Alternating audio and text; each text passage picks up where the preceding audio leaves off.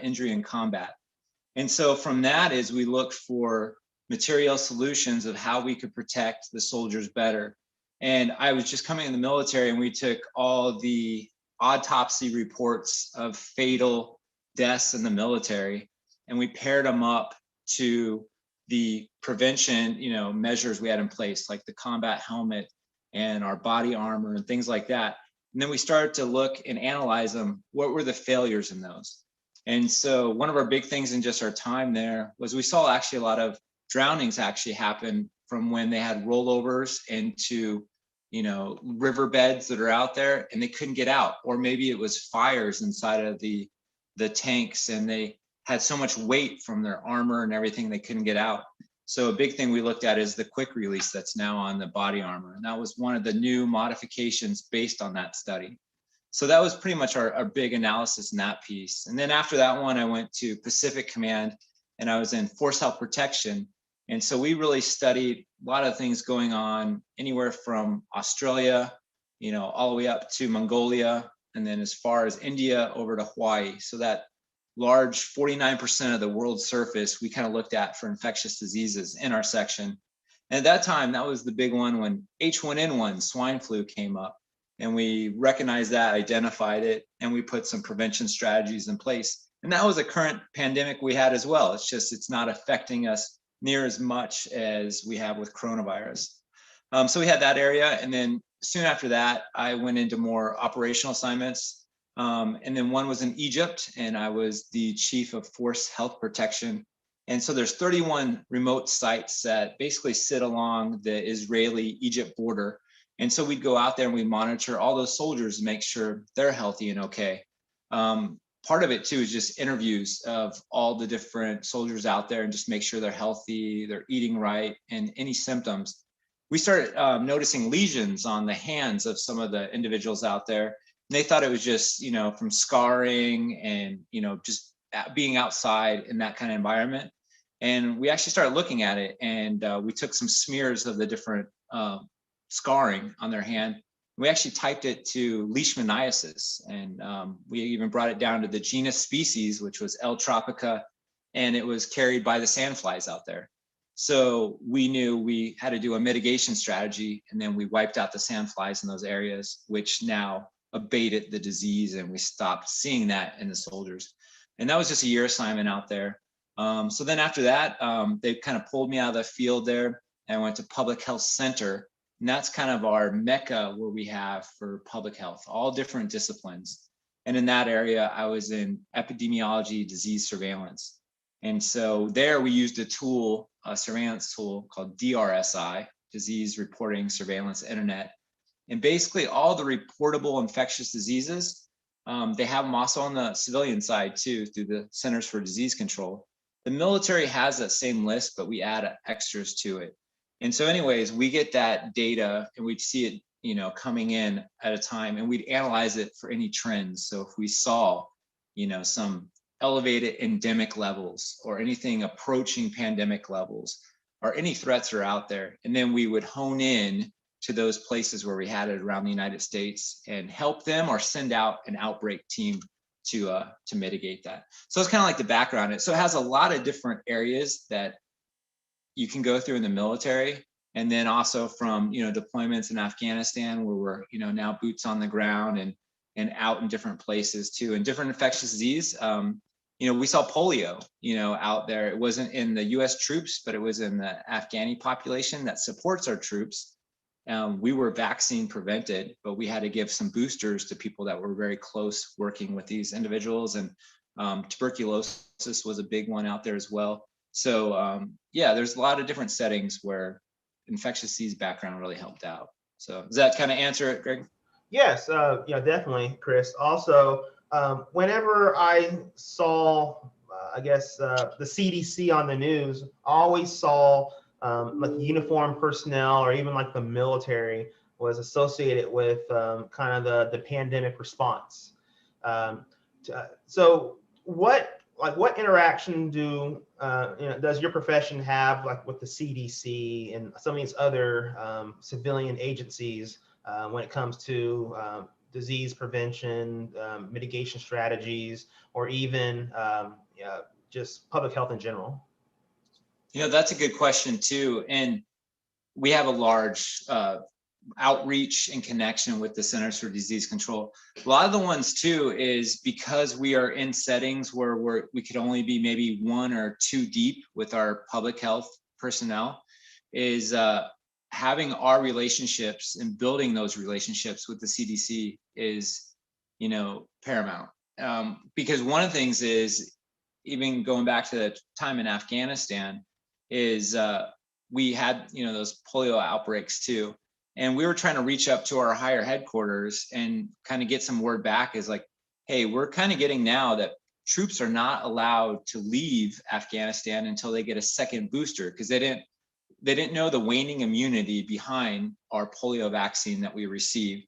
And then knowing that it was endemic and around that area, we didn't want to bring that back to the States, as we've done so well of, mitigating it almost globally. I mean, it's very small pockets of the world that still have it. And so our big thing was reaching back to the infectious disease section at CDC and kind of seeing their guidance as well. And that really helped us too, just to know. And one thing we did really well back in the day is the military gave us a adult polio booster when we raised our hand and assessed to come in the military. They just knew that it wasn't completely eradicated around the world and that you might be anywhere on this planet. So someone behind the scenes a long time ago before me was very smart to say, hey, this is part of the vaccines we are going to give to individuals coming in the military, knowing that it is a threat and it's vaccine preventable. So anyways, when we started doing the homework and looking through the medical records, as we started seeing, everyone has already received an adult booster. And that was CDC's guidance. If you're going to go into an area that has an endemic threat of polio, then they would just recommend getting an adult booster, because you receive the series when you're younger, but they just to protect you more, because some of these vaccines are immunologic response to it starts to wane over years. And so they would just give a booster, but we were already protected. So having that, ability to reach back to the CDC, get their guidance. And two, when you bring in the CDC, when now you're informing the surgeons that are there in Afghanistan, the military side, that brings a lot of, validity to your approach. It's not just Chris Hendricks thinking, hey, this is a great idea, but this has also been vetted with the CDC. We also talked to the World Health Organization just to see what their take was. And then we brought, everyone that we're looking at, we showed their medical records that they had an adult booster. So when you start bringing all those pieces of the puzzle together, then that was a good case of saying, no, let the soldiers redeploy home. There's no need to hold them up here in theater to get another booster. So that was kind of a good networking with the CDC. That's a very extensive relationship that you have with other governmental agencies. And it seems like you have a lot of obviously experience, but a lot of education goes into training to do these jobs in addition to civilian education. So can you kind of walk me through your educational background? Yeah, sure.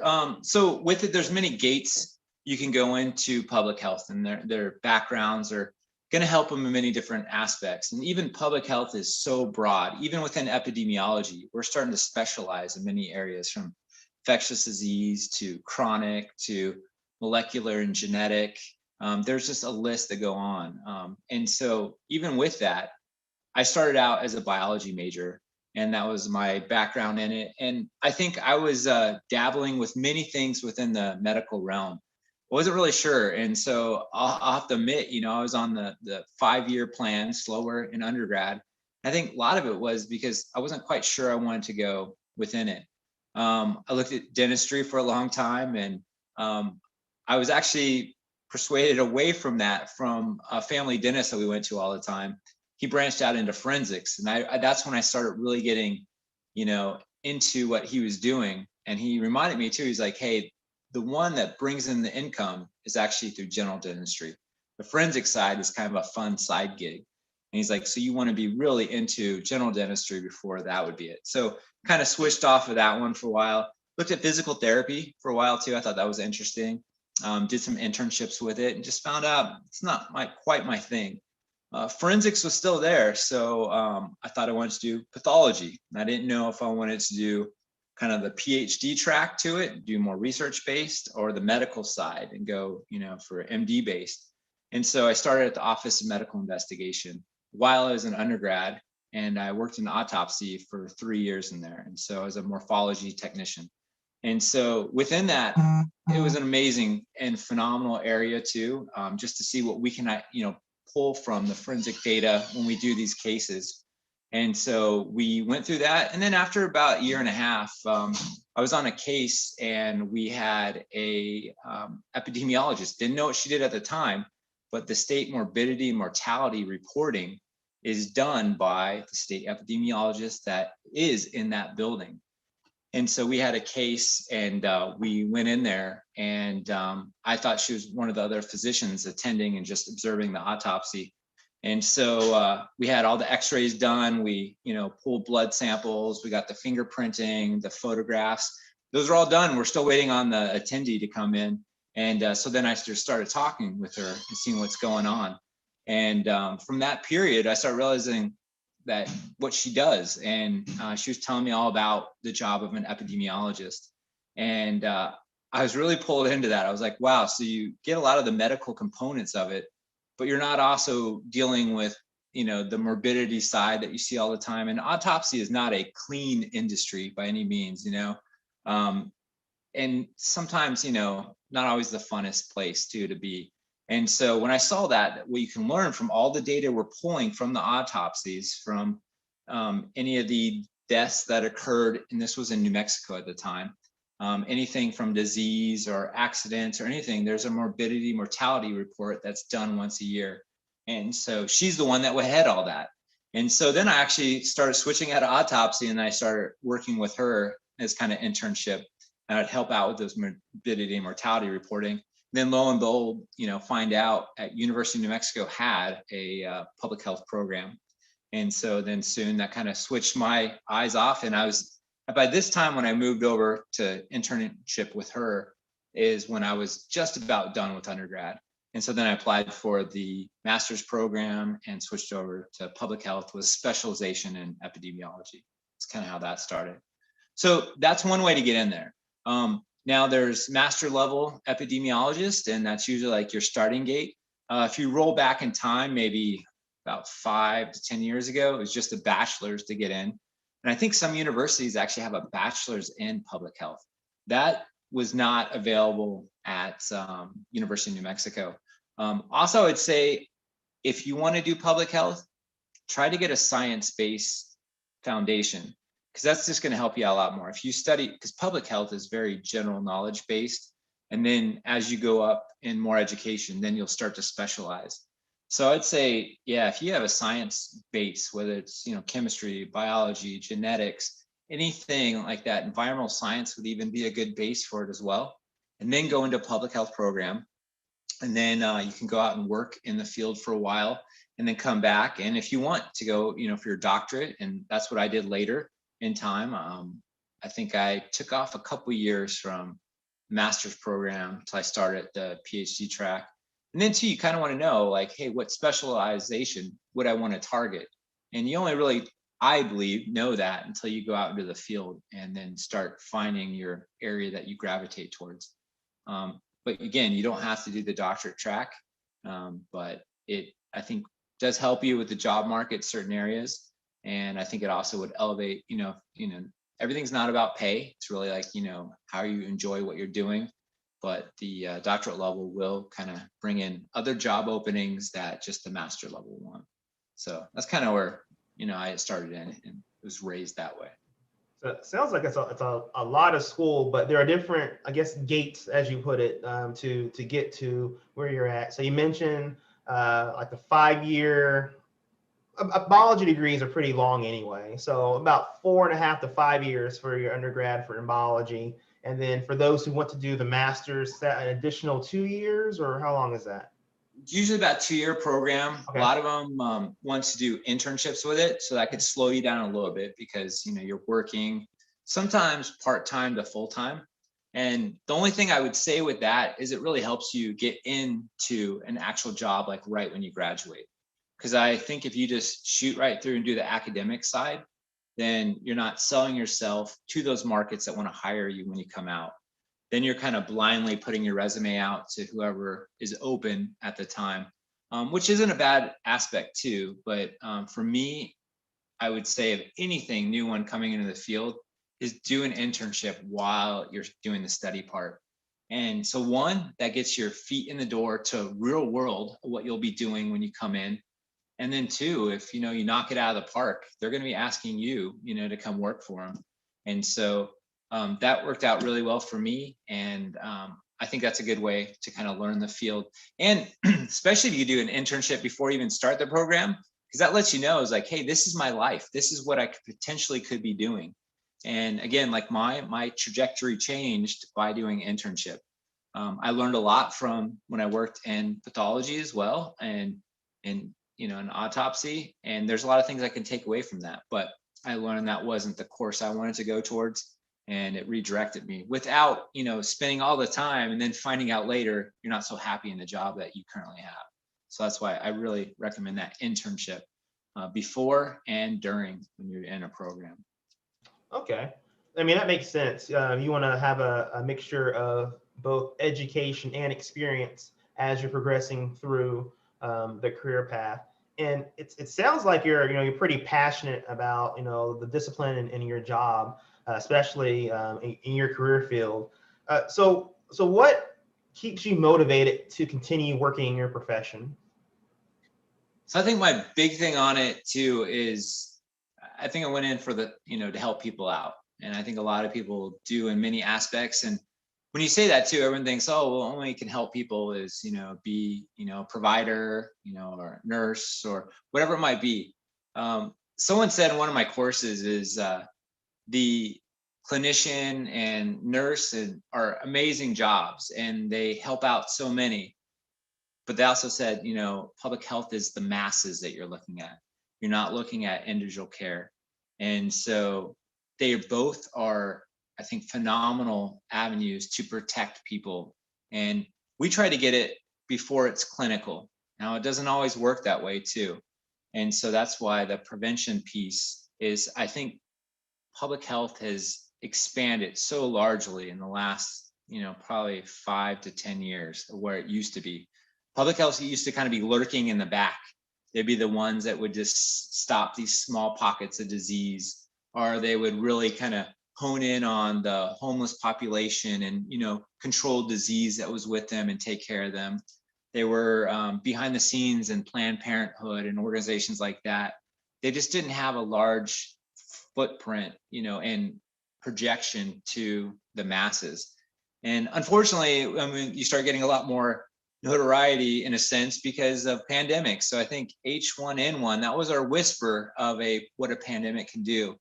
Luckily at the time, it had very low virulence and it was fairly pathogenic, but when people got it, they weren't that sick. And it was actually lower morbidity and mortality than seasonal influenza.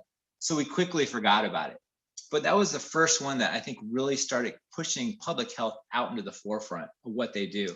And of course, now coronavirus, you can't escape it. And I think a lot of us are becoming minor health practitioners because how much information that we receive from news and print media, which is great, to learn a little bit about it. And that's kind of where I came in too, is I knew when I completed my master's, I felt I knew just enough to be dangerous. I had this broad stroke of many disciplines within public health, but I had no real mastery of it. That's what I felt at that level.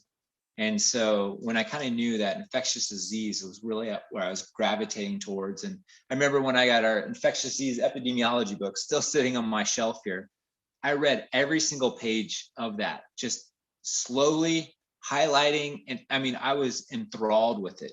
And this book, I mean, it's a tome. It's a book of books. It's a massive read. And when I got into that course, it wasn't like having homework that you have to do. It was something I wanted to do.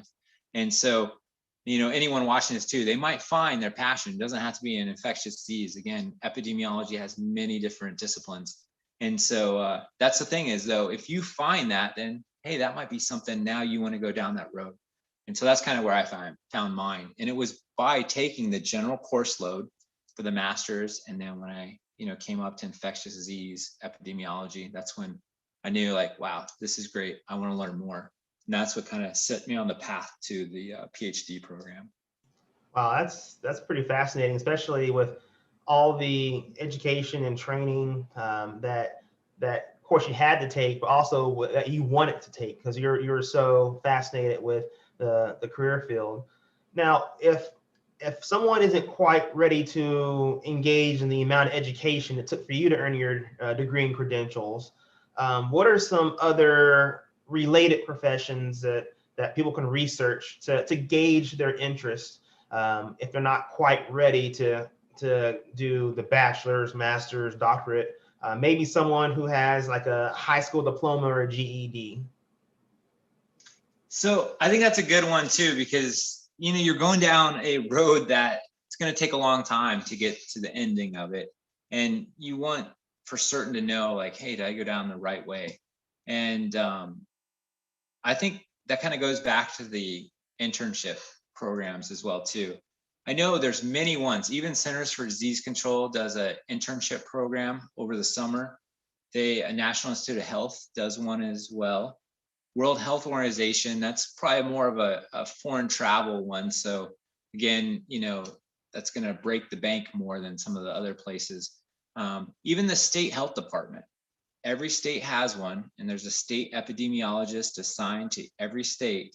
And if you, like, for instance, going back to New Mexico, if I put, in Google, New Mexico State Public Health Department, it'll come up, and there'll be some good, points of contacts that you can call there. And I think that's the best way, is just say, hey, I'm very much interested in public health, and I don't know a lot about it. And is there any way I could do an internship, and shadow someone for a period of time? And I know that was my in to many jobs as I was going through undergrad and even in a grad school.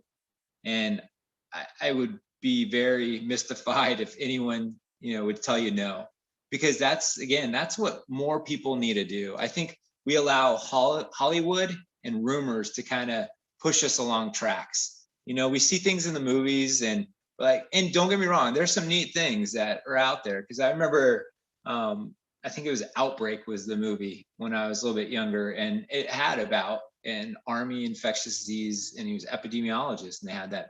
It was kind of a pseudo Ebola event that was going on, and I was like, wow, that's just fascinating. It's really neat. So there's nothing wrong with being, kind of pulled in by what Hollywood will glamorize things and show it, but see what it's really like in the day in the life of people that do that. And the biggest thing is, start, local, look at state health department. And if you want to look more at a federal level, and then, look at CDC and National Institute of Health. And those would be great avenues for summer internships, or even tell them exactly what you can do. Just like, hey, I have maybe like a month I can donate, maybe on the weekends or weekdays, and just let them know exactly what your timeline is. And, or even maybe, could I just sit down with you for an hour and talk? That might be just good. And I think that's the best way to break into it without going too far down that road and finding out maybe, hey, this isn't for me. That helped me out so much, is just internship and talking with those that do that job. Okay, that's good advice. So I know how like veterinarians have vet techs, people who aren't obviously veterinarians, but they're straight out of high school, or maybe they're looking to change professions, or maybe you have like a dental tech. Is there a public health tech or someone who has like a high school diploma that can help out, kind of like your assistant or apprentice? No, that's actually a good point on there, Greg, because we have preventive medicine technicians. And so on those ones too, in the military, very common, that's one way track you can go in, and they label them as 68 Sierras. And so they're preventive medicine technicians, and they're some of our biggest, helpers with what we do. And tell you the truth is, like when you first start coming out in the military, you're more field-based. And I think that's where a lot of the fun is too, because you're out there, you're collecting the samples, you're doing patient interviews, contact tracing, all that stuff, that we see again more in movies or what's reported on the news. And so when you get a little bit more senior in the career too, then all that data that's coming back to you, so all the results from the lab and the sampling and the contact investigation and tracing and all that, that is coming to you and starting to form, your frequency and distribution of disease. So you're seeing where it's at and how now we can create a public health plan to slow down that disease. So you're kind of on that edge, more senior into it. And so the preventive medicine techs are the ones out there constantly. They're pulling that information from the field and bringing it back to you. And then many times too, they're your right hand, where you're pulling them in and you're talking about, what they saw when they're out there and, what they collected and, some of the environment that it's what's going on out there. So they're huge part. And it's one of those ways too, that you could get in the field and not have to spend so much time in, the academia before you're able to launch into a career. And I've seen some of them too, that actually were 68 Sierras, so Prev Med techs. And why they were doing that, they would slowly finish up their bachelor's. And what's nice with the military route is that's the only need to come in. And then now by the time you get to like captain, especially before major, so you're kind of looking at, like 8 years-ish, you want to have now your master's complete. And then in the military, we'll pay for that. And then also if you want to do your doctorate, we have a program called long-term health education training. We offer 1 doctorate a year, so you can compete for that as well. And then we try to put in billets that need a doctorate when you come out. So like a utilization assignment. So that's a way too. But yeah, if you don't want to go through all that road before you come in, a lot of them have done very well and enjoyed it by coming in as a Sierra, like basically right after high school. And then you'll get the training through the military or the state health department where you work at, or Centers for Disease Control. They probably have a trek too. And then, yeah, if you're slowly working out your degree on the end, then you could even switch over to the other side and eventually come in to be an epidemiologist or just a public health professional in general. So there's a lot of levels, everywhere from the high school graduate level to the doctoral level, and everywhere in between to have education and training to affect change with epidemiology, trace tracking, all this stuff. So that's really cool. Is there anything that you wish you knew prior to entering your profession? And I keep saying that, with like internships, and that was always my one piece of advice with anything. I don't think I came up on anything that I wasn't shown or someone spoke about. I mean, you can't predict the future of what infectious disease is going to bring. If you ask me, would I think a coronavirus would ever be our pandemic strand, I would say no.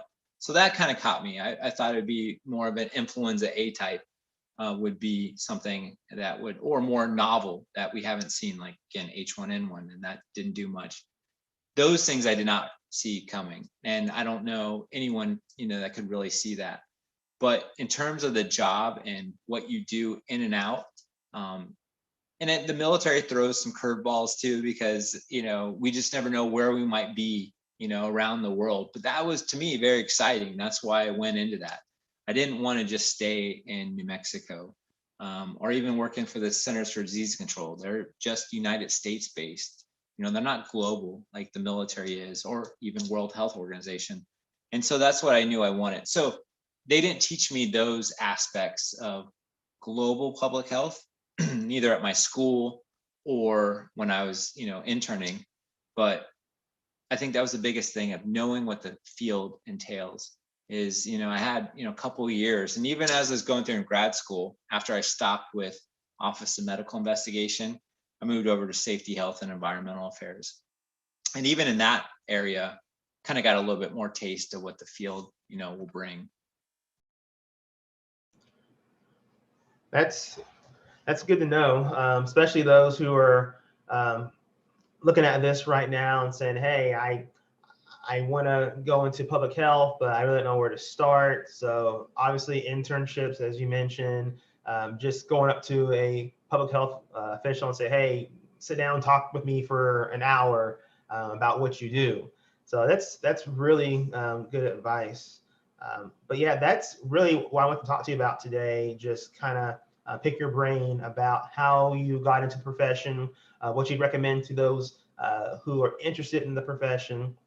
And overall, I think this was a really great chat and good information to put out there for those who are wanting to know more. But do you have anything else you'd like to add prior to us concluding this session today? The only thing I kind of put in there is it's a very expansive field. It's growing rapidly. I see a huge need, even not just my opinion, but we see, even with jobs, coming up in the future. As the population increases in density and, populations within cities are getting larger and closer, infectious disease will constantly be there, and that's how it will transmit faster. And so it even shows more of a need for more public health practitioners out there. And so it's definitely a good field because we're always kind of wondering like, hey, we go through the program, is that demand going to still be there for those positions? And I definitely see it. And I think right now it's just starting to break out. And I think public health, not only at the state level, the federal level and the global level, we'll see a lot more, jobs come in the future. And so I think it's a great field to go into, and there's definitely plenty of work out there. So yeah, good luck to, the approaches that anyone takes on there. And it's just an honor to kind of say what I've had, my time. And it's been a great ride. And I look forward to many years still, staying in public health. So I appreciate it, Greg. That's awesome. Well, I appreciate you sharing your thoughts and your perspective on the field and how folks can venture into the field once they get that interest, that idea in their head that this may be something they want to pursue. So with that, I'm going to end the session today. This is Dr. Chris Hendricks. Appreciate him giving us information on public health and what he does on a daily basis. Well, thanks a lot, Chris. I appreciate it. You got it, Greg.